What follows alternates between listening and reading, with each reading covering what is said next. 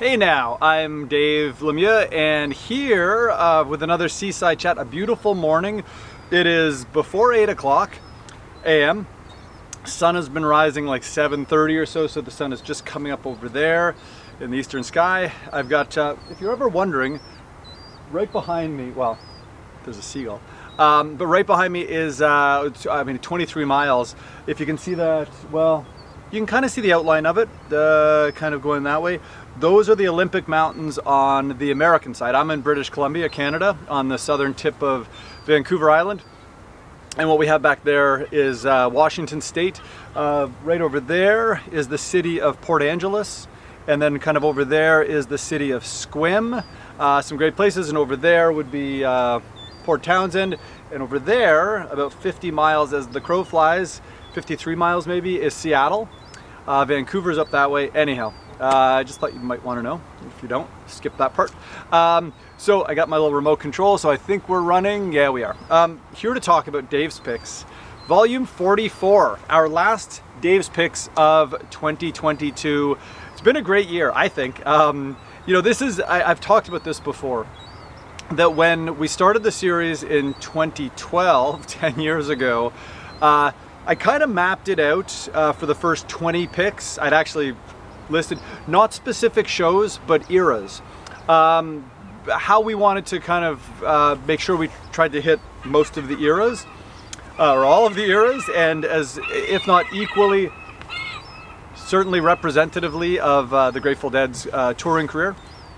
And I think we did a pretty good job, but what I didn't anticipate, I probably should have, was that this series is going to keep going for quite some time. You know, 44. We are, as I'm filming this on October 6th, 2022, we are just about to put Dave's Picks 45 to bed. The audio's all done. The package is done. We'll get to that in another video. That's the one that comes out in February. But right now, the one that comes out at the end of October or early November, whenever it is, you'll get that information from dead.net. Don't ever take your release information specifically from me, because I'm not exactly certain of the dates, but it's always like around November 1st, the last one of the year. So Dave's Picks 44, if you're watching this, you probably already know, it's a complete show, as they all tend to be, from June 23rd, 1990 at Autzen Stadium in Eugene, Oregon. A tremendous show right at the summer solstice. A couple days after that, I remember how light it was so late at these shows. I mean, I can't say enough great stuff about this show. A little bit of background to its picking. About a year ago, you might remember, we did those two Deer Creek shows from a month later, July 18th and 19th of 1990. And as we were getting close to picking that show, those shows, that Dave's Picks, this was the show that was very close to being the one. And it's to the point that the tapes were already being checked out by Jeffrey, which is to say, when we go into production on things, before we fully go into production, Jeffrey always checks out the tapes to make sure that the audio's intact, which it was, obviously. So we were very close to it being this show, and then it was kind of up against the Deer Creek shows, particularly the second show, in fact. They're both great shows. But that first night, with the helps of Franklin's and the China Rider and the Dew, magnificent show. The second night, I think, is an even better show, or at least it's equal. Might not have the dream set list as that first night. Again, helps the Franklin's, Dew, Terrapin, China Rider, etc. But nonetheless, thanks to the vision of the good folks at Rhino, thanks Mark and Yvette and Doran, as always, for having faith that a 4 CD was the way to go with that. So we ended up doing both shows complete as a 4 CD set. So this show ended up being put on the back burner for another time, and that time is now. This show, a little personal anecdote about it. I was very fortunate at 19 years old to attend this with my lady friend, and we were at a wedding in New York. My good friend Steve Borok, who had been seeing the Dead. I think his first show was the Beacon Theater in '76. And he was getting married in New York on Long Island, in Merrick or Baldwin or Long Beach. If you're from Long Island, maybe these places sound familiar to you. Anyhow, I stayed in Garden City. I got to drive by Nassau Coliseum for the first time. I wouldn't see the Dead there until March of '91, so I had never actually seen Nassau, so I did that. But I stayed in Garden City, and the wedding was on a Sunday. It was a great wedding. It was a whole weekend of events. What the wedding meant is I couldn't go to those shoreline shows I wanted to go to the weekend of the wedding. But what we did is we went to the wedding on the Sunday night, and then Monday morning we hit the road. And when you're 19 years old and lots of energy, it's really nothing to drive across the country. You don't need any recovery time. You can go 13, 14 hours a day. That's exactly what we did. So we drove across the country, got to Eugene on Thursday night, and just bowled over by how cool Eugene seemed to be upon arriving. And then we stayed at the Red Lion Hotel in Eugene, and it was in this little complex of a few other little hotels, and walking distance to the stadium. So the next day, Friday, no show on the Friday. The shows were Saturday, Sunday. We went canoeing. We rented a canoe. We walked around Eugene, had a great, an amazing meal actually, and then had an early night because the shows the next day on Saturday and Sunday, they were noon shows, which we'll get to in a minute. The shows were originally scheduled to take place at Mammoth Mountain in California, and due to fire danger, I think around mid-May, late May, they changed the shows. I don't know, it might have been earlier than that, but I don't know if tickets ever actually went on sale for the Mammoth Mountain shows, but they ended up moving the shows to Eugene, Oregon, or at least rescheduling them to Eugene. So there were no mail order tickets, it was phone only, which was an easy ticket in that they didn't sell out. The Saturday came close to it. The Sunday it wasn't full. Maybe it was 2/3 full, whereas the Saturday seemed closer to like 90% full. But Eugene was a stadium show that didn't feel like a stadium show. If you've been to shows at Autzen Stadium, it really didn't have the feeling of a stadium gig. Getting in and out of I walked to the shows, but it wasn't a big traffic thing. It was, there was lots of room to dance. The whole thing was general admission, seats and floor. I was taping the shows, which we'll get to in a minute. We got something to say about the taping. It's still pretty early in the morning, so I'm still drinking my morning coffee. Hope you don't mind. And so the shows were Saturday and Sunday, and they were at noon. And the reason for that, the opening band was Little Feat. Now the Dead had a long relationship with Little Feat. I think they really admired Little Feat. The music is outstanding. And of course Lowell George producing Shakedown Street in 1978. So they had a really close relationship. Now 1988, when Little Feat came back, Lowell George had passed away shortly after Shakedown Street was recorded and released. Little Feat came back with that great album Let It Roll, a really good album actually. They came back in '88, so at the Oxford main shows on July 2nd and 3rd of '88, Little Feat opened those shows. And then 2 years later at Eugene, Little Feat opened again. And by all accounts, the Eugene show, see, I didn't see Oxford Main, I didn't go to those shows. I saw a lot of shows that summer, but not Oxford. They played a very similar set list both nights, whereas in Eugene, they actually mixed it up quite a bit, which was really nice. So Little Feat played about noon to 1 p.m., and then about 1:45, 2 o'clock, the Dead came on. They actually played long shows both days. Still, the shows were over by about 5:30. We were back at the hotel well before 6. I'll never forget that. It was enough time on Saturday to go for a nice dinner.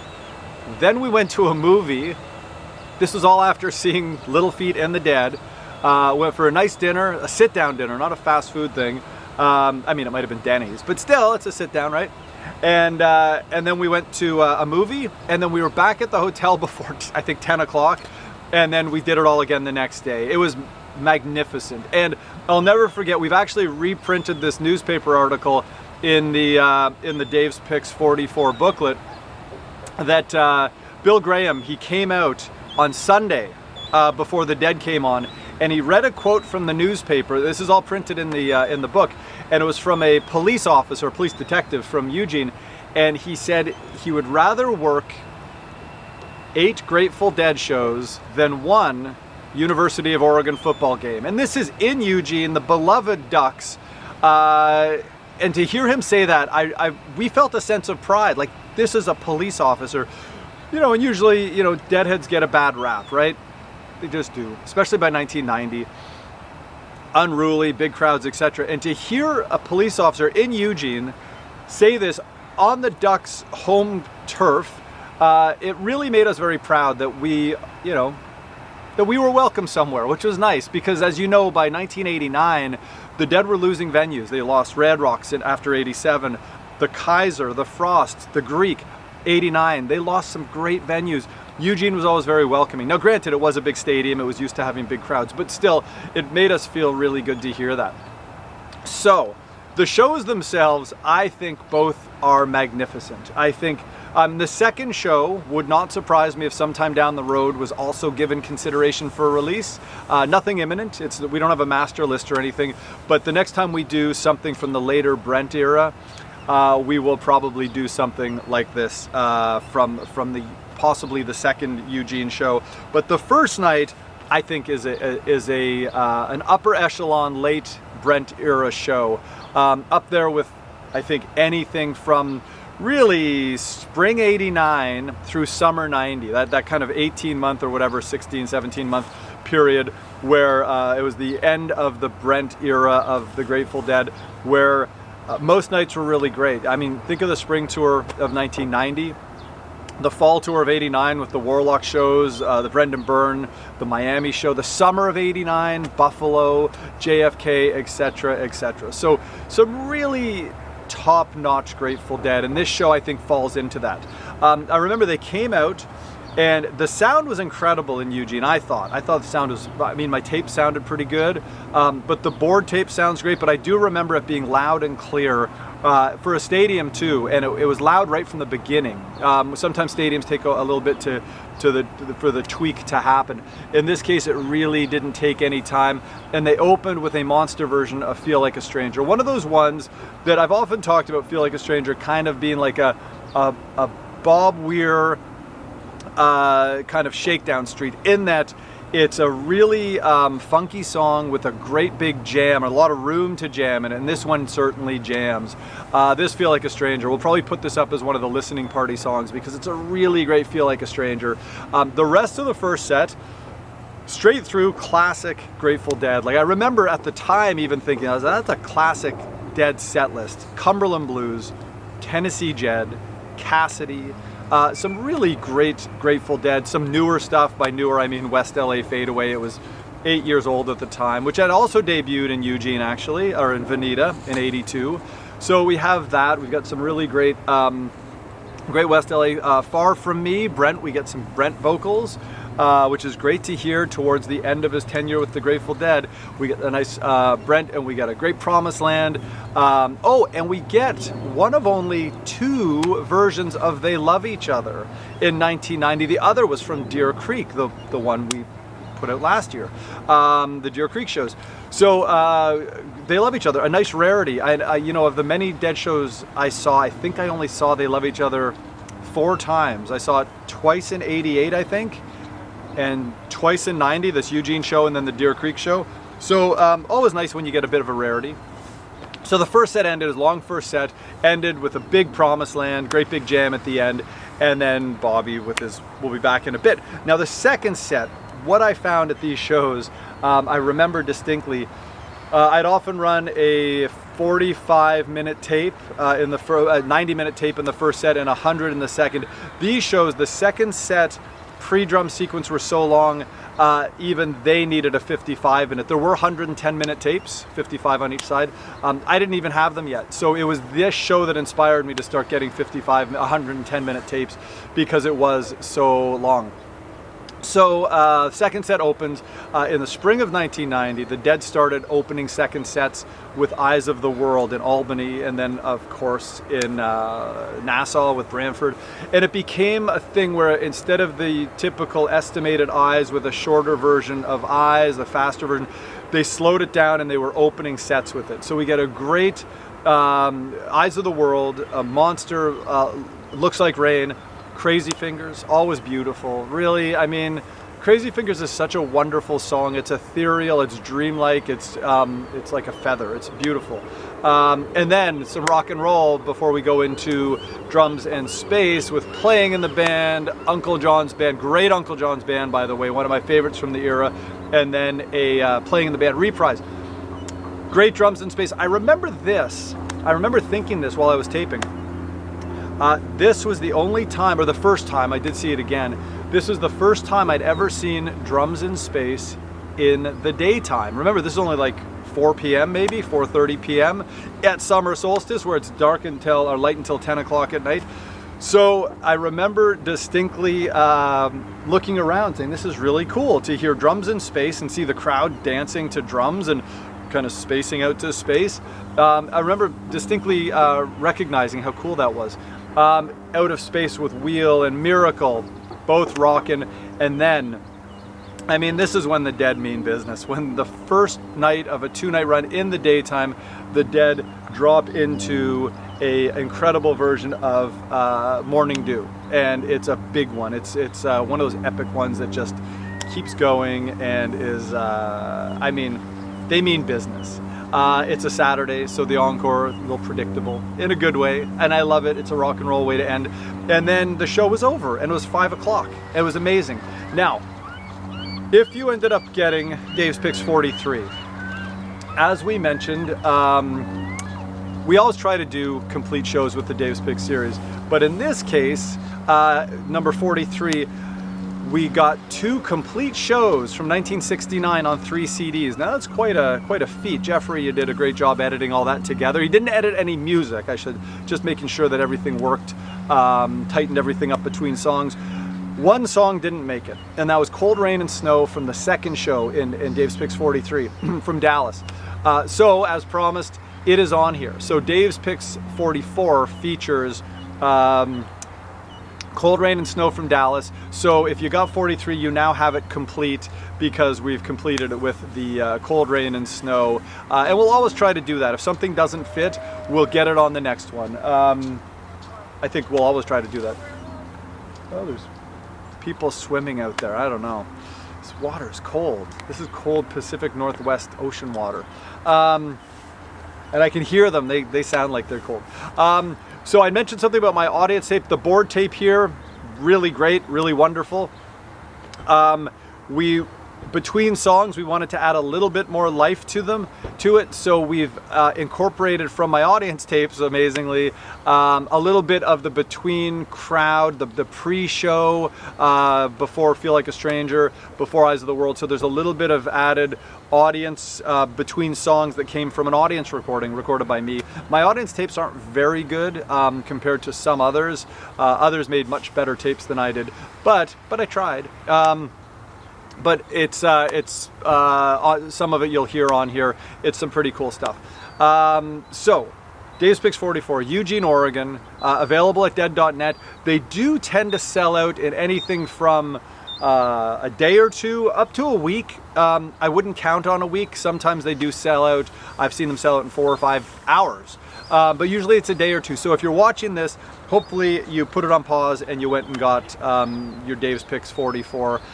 We are hard at work on 46. 45 is just about done. We'll be finishing it actually in a couple of hours when I get back to the studio today. I've got a couple little tweaks to do. But 45 will be out in February. Hard at work on that 46, which was the one that'll come with the bonus disc. We'll get to all that subscription stuff at a later time.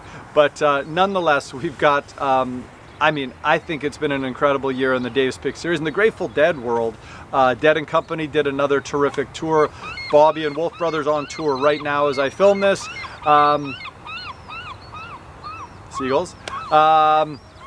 So it's been an incredible year. The Madison Square Garden box set, which from what I hear, there's a few copies left. So if you're interested in the Garden box set, head over to dead.net for the Madison Square Garden 81, 82, 83. That's a lot of Brent this year, actually. That's 17 CDs in the Madison Square Garden box of the Brent era, and then these 3 from Eugene. So 20 CDs of Brent era Grateful Dead. I'm pretty happy with that. I love Brent.